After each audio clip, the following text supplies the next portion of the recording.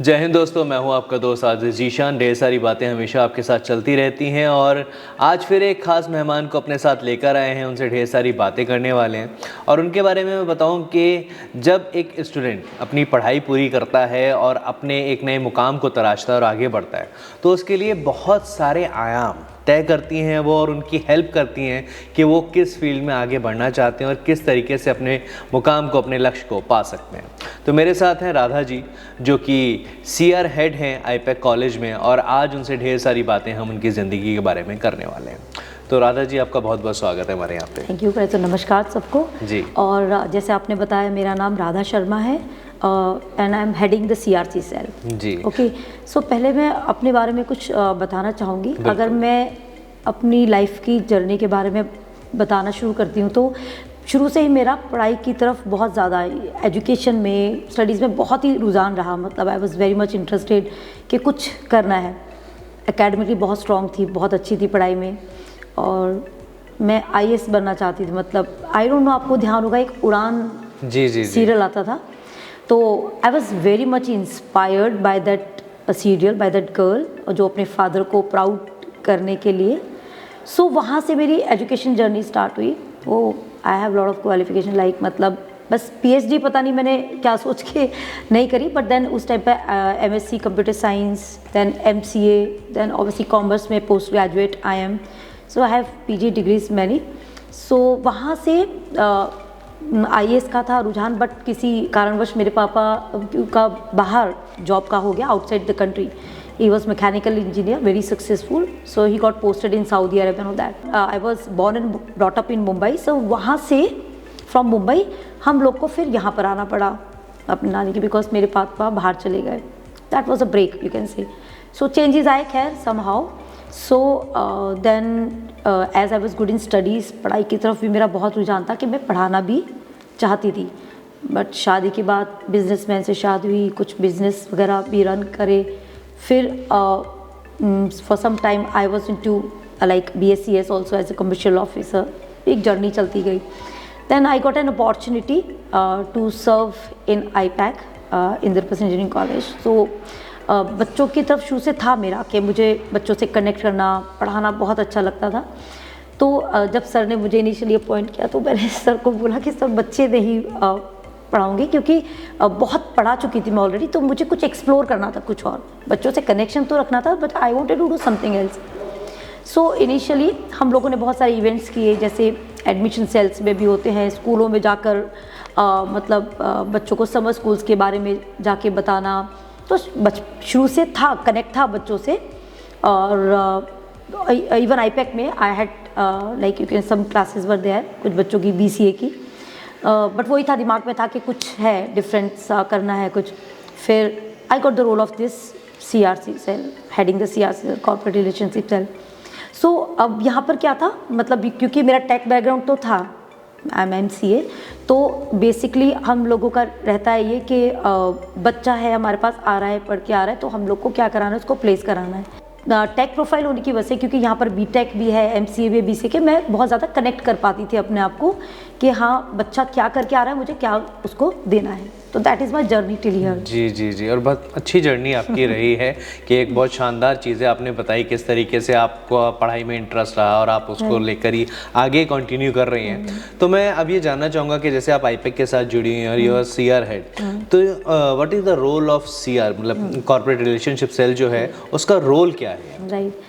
तो सर अगर मैं आपको रोल समझाती हूँ यहाँ पर, तो आप ये समझिए कि हमें क्या है, हमारे पास बच्चा है। बच्चा हम जब हमारे कॉलेज में आता है, हम उसको एजुकेशन देकर रेडी करते हैं। रेडी किसके लिए कर, हम लोग इंडस्ट्री के लिए। जी। इंडस्ट्री यहाँ पर है, ठीक है। सो आई एम इन बिटवीन, ठीक है। मैं बच्चे को, मेरा काम है यहाँ से इंडस्ट्री तक पहुँचाना, ठीक है। That is the role of CRC, that means corporate relationship cell. So we are more towards corporate, हम लोग इंडस्ट्री की तरफ ज़्यादा झुकाव है। मतलब मेरा रोल है बाहर जाके न्यू कंपनीज ओपन करना अपने बच्चों के लिए।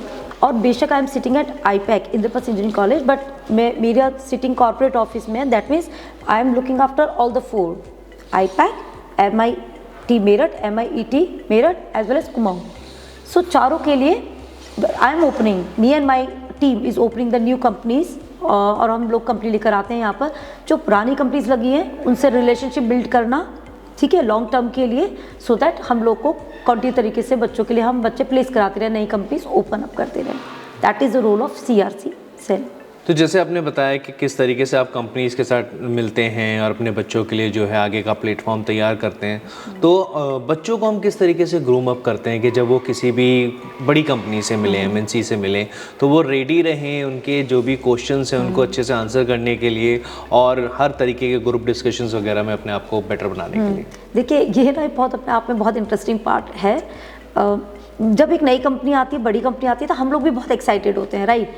मतलब जैसे कुछ टाइम पहले इन्फोसिस आई थी हमारे यहाँ, तो जैसे ही पता चला इन्फोसिस आई है, प्रिपरेशन स्टार्टेड, ओके, बिकॉज जैसे हमारे यहाँ कोई गेस्ट आता है तो हम उसके लिए भी घर को भी रेडी करते हैं, तो ऐसा होना भी चाहिए। सो अब क्या हुआ, पहले हमने सर्कुलेट कराया बच्चों के बीच में कि भाई इन्फोसिस कंपनी आ रही है। सो उससे पहले मेरे पास सारे डॉक्यूमेंट्स आ गए थे, लिटरेचर आ गया था कि हम बच्चों से हमें क्या क्या चाहिए, मतलब how I want the students to be. So we got the nominations, और फिर हमने क्या किया, उन नॉमिनेशंस को हमने कुछ ग्रुप्स में डिवाइड किया, ठीक है। उनको डिवाइड करने के बाद हम वहाँ पर हमारे ट्रेनिंग सेल आता है, बहुत ही मतलब you can say dedicated cell है, उनका काम है बच्चों को ग्रूमिंग करने का है, ओके। सो अब हमने क्या किया, उन बच्चों की we started with the classes के अब इतने टाइम इनके कम्युनिकेशन स्किल पे, इनके एप्टीट्यूड पे, जो कि ऑलरेडी बच्चों में है, बट हम और पॉलिश करेंगे उनको, इंडस्ट्री रेडी बनाएंगे। सो जब हमने बच्चों को ग्रुप में डिवाइड किया और बच्चों को पहले अवेयर किया कि see for a very good drive company के लिए आप रेडी किए जा रहे हैं, और अगर वो इन्फोसिस में होना या ना होना मायने ज़रूर रखता है, बट अगर आप नहीं भी हो पाते हैं, आप दूसरी इंडस्ट्रीज के लिए, दूसरी कंपनीज के लिए रेडी हो रहे हैं, यू आर ग्रोइंग, ठीक है, you are improving your yourself. Okay so उस चीज़ को ट्राई करना ज़रूरी है बहुत। सो बच्चों का बहुत अच्छा परसेंटेज लेवल रहा, मतलब अटेंडेंस जिसे मैं कहूँगी, बहुत बच्चों ने सॉफ्ट स्किल की क्लासेस करी और हमने उनको एप्टीट्यूड के लिए भी रेडी किया। सो वो एक टाइम था जिस हिसाब से हमने, जैसे मैंने आपको एक एग्जांपल दिया इन्फोसिस के लिए, हमने बच्चों को रेडी किया था। अदरवाइज़ हमारा ये सेल हमेशा एक्टिव रहता है, हम टाइम बाय टाइम बैचेस के हिसाब से बच्चों की सॉफ्ट स्किल क्लासेस, एप्टीट्यूड वगैरह इंडस्ट्री रेडी कराने के लिए कुछ ना कुछ हम ऐसा कुछ करते रहते हैं। जी जी जी।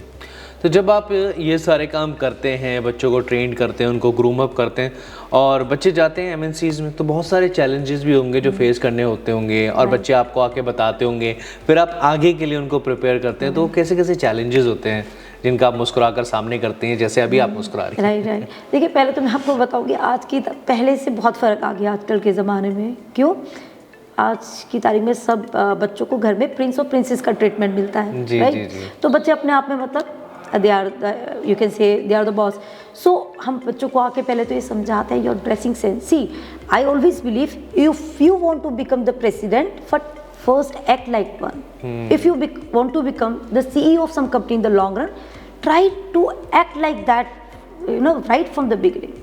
तो आपके बड़े सपने हैं तो पहले आप अपने आप को उस तरीके से ग्रूम करो। सो सबसे पहले एक ड्रेसिंग सेंस रहता है जिस पे हम बच्चों को प्रिपेयर करते हैं कि हाँ भाई, अगर आप इंटरव्यू के लिए आ रहे हैं तो आपके दिमाग में वो रोल आ जाना चाहिए। अब आप पर्टिकुलर रोल के लिए आपके दिमाग में है तो आप रेडी हो जाओ उस रोल के लिए, and you have to imitate like that, right. उसी तरीके से बिहेव करना है। तो अगर मैं बच्चों की तरफ से समझूँ तो मुझे एक चैलेंज क्या आता है कि पहले तो बच्चों की अटेंडेंस, मतलब काफ़ी बच्चों को समय पर पहुंचना, डिसिप्लिन होना, ठीक है, ये बहुत बड़ी बात है।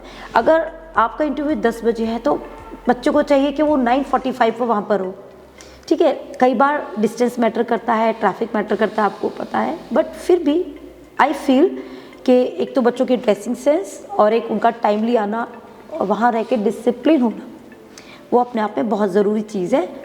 ये मैंने आपको बताया जो चैलेंज मुझे बच्चों की तरफ से आते हैं, ठीक है। और भी हैं जैसे कि बच्चे नर्वस होते हैं, आई अग्री, देखिए सबके साथ होता है ये। लेकिन अगर मैं अपना रेज्यूम दे रही हूँ तो बच्चों को सबसे पहले हमें रेज्यूम रेडी करना है ना, कि जो रेज्यूम में लिखा उसको हो, वो हमारी ट्रेनिंग टीम उसको कंसिडर करती है। और बच्चों को वहाँ जाके जब आप इंटरव्यू टेबल पे हैं तो उनको ये सोचना चाहिए this is the opportunity, right. तो मैं अब उस टाइम पर अगर मैं आपको बोलूँ कि जो कंपनीज़ हैं, कई बार जो आपके इंटरव्यूज होते हैं, चार होते हैं, बहुत फ्रेंडली होते हैं, तो बच्चे का वो चीज़ आ जाता है सामने, मतलब वो निकल जाती है, दे आर देमसेल्व्स, वो जो होते हैं वो सामने प्रेजेंट करते हैं। और कई बार इंटरव्यूअर ऐसा नहीं होता, तो फिर वहाँ बच्चा नर्वस होकर अपना ट्रू सेल्फ पे नहीं दिखा पाता, तो वो एक चीज़ आ जाती है। तो बच्चों के लेवल पे तो मुझे एंड पर एक ये चैलेंज रहता है। बाकी मतलब जैसे हमारा जो टेक प्रोफाइल है, अगर मैं टेक प्रोफाइल की बात करूँ तो बच्चा सारा अपना कोडिंग पे दिमाग लगा रहा है, राइट, कोडिंग परफेक्ट है बच्चे की। अब चैलेंज कहाँ आ रहा है यहाँ पर? कॉम स्किल्स पे। रीज़न कि अगर बच्चा यूपी बेल्ट का भी है या दिल्ली एनसीआर का भी है, पढ़ाकू बच्चा है, तो he is more in coding, right. अब हिंदी हमारी है मातृभाषा, but industry, if I talk about industry, so English becomes very important, you know, when you have to interact with others. तो वो एक थोड़ा चैलेंज मुझे लगता रहता है। जी, बिल्कुल रहता है, हर जगह रहता है। और स्टार्टिंग में देखिए चैलेंजेस आते हैं तो वही बच्चे को और अच्छे से ग्रूम कर पाते हैं, मेरा ये मानना है। बिकॉज यू हैव, देखिए पर्पस ही खत्म हो जाएगा अगर आपको लगेगा मेरे पास कुछ करने को ही नहीं है, ठीक है। सो मुझे ना आज भी, मैं आपको बताती हूँ, आप सीखना चाहे किस चीज़ से भी सीख सकते हैं। बचपन में वो खरगोश और वो वाली हमने कहानी पढ़ी थी, कछुए की राई, तो आप सोचो वो जो खरगोश था हारा ही क्यों? Just because he was over confident कि मैं तो पहुंच ही जाऊंगा, ठीक है। तो उसके पास पर्पस ही नहीं था कुछ सीखने का, उसकी स्पीड तेज थी, तो ही मतलब इट रेस्टेड एंड वो वहाँ पर, और उसको पता था कच्छू के मेरे में एक लिमिटेशन है, मेरी स्पीड कम है, तो उसने कंसिस्टेंसी रखते हुए उस चीज़ को कवर अप किया एट वन। तो कंसिस्टेंसी मेरे ख्याल से एक बहुत बड़ा रोल प्ले करती है लाइफ में। हमारे पास चैलेंजेस होने चाहिए, पर्पस होनी चाहिए, और अगर हम कंसिस्टेंस की तरफ से, तरीके से उस चीज़ पे काम करेंगे ना धीरे धीरे, तो हमें सक्सेस ज़रूर मिलेगी। बिल्कुल। तो मैम चैलेंजेस की बात मैंने करी, ग्रूमिंग की बात हमने करी, तो जब बच्चे जाते हैं और उन्हें प्लेसमेंट्स भी मिल जाती है, उनके लिए तो बड़ा अचीवमेंट वाला मौका होता है। आपके लिए कौन कौन से वो मोमेंट्स रहे जिन्हें आप मानती हैं मेरी लाइफ के बड़े अचीवमेंट रहे हैं, अगर ये नहीं हो पाते तो कुछ नहीं होता? राइट, देखो I am at this and, ठीक है, बच्चे को नहीं पता कि कंपनी के पीछे कौन है, राइट। सो लेकिन हमारे लिए सब कुछ हमारे स्टूडेंट्स होते हैं। मैंने एक ज़ारो कंपनी लगाई थी, तो MIT से एक बच्चा था हमारे ही कॉलेज से, आशुतोष, वो उसमें सेलेक्ट हुआ था, BBA का बच्चा। That was a big part. BBA का बच्चा ज़ारो जैसी कंपनी में बहुत अच्छे 10.96 का LPA था, उसमें जब उसने किया, I was the most happy, okay, कि yes see he cracked it. तो ऐसे MIT के बहुत बच्चों ने किया था, उसमें राउंड क्लियर किया था BTech के बच्चों ने। सो जब हम कोई कंपनी लेकर आते हैं, हमारी जीत उसमें नहीं है कि हम कंपनी ले आए, अल्टीमेटली हमारी जीत उसके अंदर है। अगर हमारा बच्चा सक्सेसफुल होकर उसमें प्लेस होता है, तब हम कहते हैं येस वी वन इट। तो ultimately everything surrounds around our children, okay, हमारे स्टूडेंट्स के आसपास रहता है। अगर वो बच्चे अच्छे से क्लियर कर जाते हैं, देखिए पूरी टीम लगी हुई है, ट्रेनिंग टीम लगी हुई है, प्लेसमेंट कोऑर्डिनेटर्स सब लगे हुए हैं वहाँ पर। फिर हमारा रूल आता है, हम कंपनी लेकर आए बच्चे, अल्टीमेटली बच्चों ने इंटरव्यू दिया, उसमें सेलेक्ट हुए, फिर जो एक पर्सनल इंटरव्यू राउंड होता है उसको क्लियर किया और बच्चा प्लेस्ड हो जाता है, and then it is a wonderful feeling. Hitachi में आईपेक से हमारे से सिलेक्शन हुआ था, जिसे brand name you know, so बहुत अच्छे से काम कर रही है अभी वो बच्ची। तो that was again another feather you can say in our cap कि भाई यस हिटैची में प्लेस्ड हुआ है बच्चा। सो ऐसे ही इन्फोसिस जब आई तो बहुत बच्चे आए थे, उसमें से भी सिलेक्शन हुआ है, MIT का ही बच्चा सेलेक्ट हुआ था उसके अंदर। सो वो सब चीज़ें मेरे ख्याल से मैं अपने हिसाब से अपने लिए अचीवमेंट्स मानती हूँ, and that gives me a strength. वो एक्चुअली मुझे मोटिवेट करती है कि मैं फर्दर और भी अच्छा कर सकती हूँ अपने बच्चों के लिए।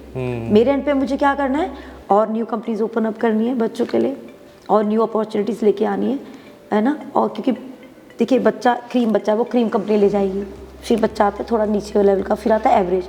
मुझे तो हर बच्चे के लिए कंपनी लगानी है ताकि मेरा सारा बच्चा प्लेस्ड हो जाए। सो मेरा कॉन्टिन्यूस यही काम चलता है कि मैं कंपनीज़ को ओपन अप करूँ, छोटी छोटी कंपनीज़ भी, बड़ी भी, ब्रांड कंपनीज़ भी, ताकि मेरा हर तरह का बच्चा उसमें जाके प्लेस्ड हो। बिल्कुल, बहुत अच्छी बातें आपने बताई है, बहुत कुछ आज मुझे भी जानने को मिला कि किस तरीके से जो है आपका CSL हेड कर रही हैं आप, और वो कैसे काम कर रहा है। तो मैं एक लास्ट में मैसेज आपसे लेना चाहता हूँ कि जो बच्चे आईपेक के साथ जुड़े हुए हैं और आईपेक के साथ अपने ब्राइट फ्यूचर को देख रहे हैं, उनसे आप क्या कहना चाहती हैं? मैं सर आपको एक बात बताऊँ तो हम जब यहाँ पे बैठते हैं ना, तो like we have nothing in our hands, क्योंकि सब कुछ बच्चे पे डिपेंड करता है। तो मुझे कई बार लगता है because me and my team are behind the scenes, हम लोग यहाँ पर काम कर रहे हैं बट बच्चों को नहीं पता, they might have heard my name या मेरी टीम का नाम सुना हो। तो मैं बच्चों को यही मैसेज देना चाहती हूँ कि देखो एक कंपनी आ रही है आपके पास, ओके, उसके पीछे भी बहुत सारे स्टेप्स हैं कैसे कंपनी आई। तो यहाँ पर बच्चे को अपना धैर्य नहीं खोना है, बच्चों को ये देखना है कि अपॉर्चुनिटी अगर आई है तो आप उतना काम करो कि मुझे प्लेस होके ही रहना है। उसमें आपकी ड्रेसिंग सेंस से लेकर आपका एप्टीट्यूड, अगर आप टेक रोल के लिए हैं तो आपका कोडिंग, फिर आपका पर्सनल इंटरव्यू, ठीक है, जिसमें आपको अपनी कम्युनिकेशन स्किल्स के ऊपर काम करना है, आपका कॉन्फिडेंस बिल्डिंग, वो सब होना चाहिए। उस पर तैयार करके आए बच्चे, सिर्फ just for the sake of interview चल देखते हैं क्या हो रहा है, नहीं, आपको सोचना है मुझे यही कंपनी चाहिए, उसमें आप उसको अटेंड कीजिए, बिकॉज आप उस कंपनी में जाए ना जाए आप अंदर से ग्रो करेंगे, आप इंटरनली ग्रो करेंगे। सोचिए हमने 5 इंटरव्यू किसी बच्चे ने क्रैक किए तो बच्चा इतना मोटिवेटेड हो जाता है, वही सोचता है कि यार 500 मैंने क्रैक कर लिया, मतलब I am eligible for this, मतलब मैं और अच्छे के लिए कुछ कर सकता हूँ। वहाँ अगर आपको 2 कंपनी रिजेक्ट करके जाती है आपका मनोबल गिर जाएगा। वहाँ गलती बच्चे से ये रहती है कि वो प्रिपेयर नहीं करके आया, अपने रेज्यूम को अच्छे से पढ़ के आए। अगर आपके रेज्यूम से कोई भी क्वेश्चन पूछा जाता है, you should be readily, project से कोई क्वेश्चन पूछा जाता है जो आपने किया है तो आपको अच्छे से आना चाहिए प्रोजेक्ट, कि भाई मैंने प्रोजेक्ट में क्या लिखा है। और ये बहुत बड़ी बात नहीं है, बस अगर उस चीज़ को वो थोड़ा सीरियसली ले ले तो उनको इंटरव्यू देने में मज़ा आएगा। इसका सीधा साधा रोल वही है कि एग्ज़ाम देने में किसको मज़ा आता है, जो पढ़ के आता है। जो पढ़ के नहीं आता आप यकीन नहीं मानते कि वो क्वेश्चन पेपर देखते डर जाता है बच्चा। आप एंजॉय तब करते हैं, आपको पता है प्रिपेयर करके आए, फिर आपका स्ट्रगल वो 2-3 क्वेश्चन रह जाते हैं जो आपको नहीं आ रहे, आपको लगता है यार ये कैसे नहीं पढ़े। So preparation leads, you know, मतलब आपकी जो प्रिपरेशन है वो आपको सक्सेस की तरफ ले जाती है। किसी भी चीज़ के लिए आपको वेल प्रिपेयर होकर आना चाहिए। That is my last message कि भाई बच्चे बहुत वंडरफुल बच्चे हैं यहाँ के, MIT के, MIET के, कुमाऊँ के और हमारे IPAC के, all the 4 colleges and all the students are very dear to me. और ऐसा नहीं है, बहुत बच्चे प्राउड भी फील कराते हैं। जैसे कि मैंने आपको बताया जो बच्चे हिटाची में, ज़ारो में प्लेस्ड हुए हैं, इन्फोसिस में हुए हैं और बहुत सारी कंपनीज़ हैं। तो अभी भी मैं यही मतलब विश करती हूँ बच्चों को बहुत अच्छी लाइफ अहेड, एंड अगर वो प्रिपेयर करके आएंगे तो और भी ज़्यादा अच्छी प्लेसमेंट होगी हमारे लिए भी, हम उनका नाम आगे तक पहुँचाएंगे, हमारा भी ब्रांड इमेज क्रिएट होगी IPAC के लिए। क्या बात है। तो दोस्तों ये थी राधा शर्मा जी जो कि CSL हेड हैं IPAC में। उन्होंने ढेर सारी बात हमसे करी और बताया कि कैसे कैसे चैलेंजेस फेस करने पड़ते हैं जब बच्चों को वो ग्रूम करती हैं उनके बेटर फ्यूचर के लिए, और कितनी मेहनत, सिर्फ ऐसा नहीं है कि बच्चे ही मेहनत करते हैं, उसके पीछे पूरा एक टीम है जो यहाँ पर है और वो उनके साथ काम कर रही है उनके बेटर फ्यूचर के लिए। और आज उसके बारे में हमने बहुत सारी बातें राधा जी से जानी। तो फिलहाल आपसे इजाज़त लेते हैं, लेकिन वादा फिर मुलाकात होगी, ढेर सारी बातें होंगी। अलविदा।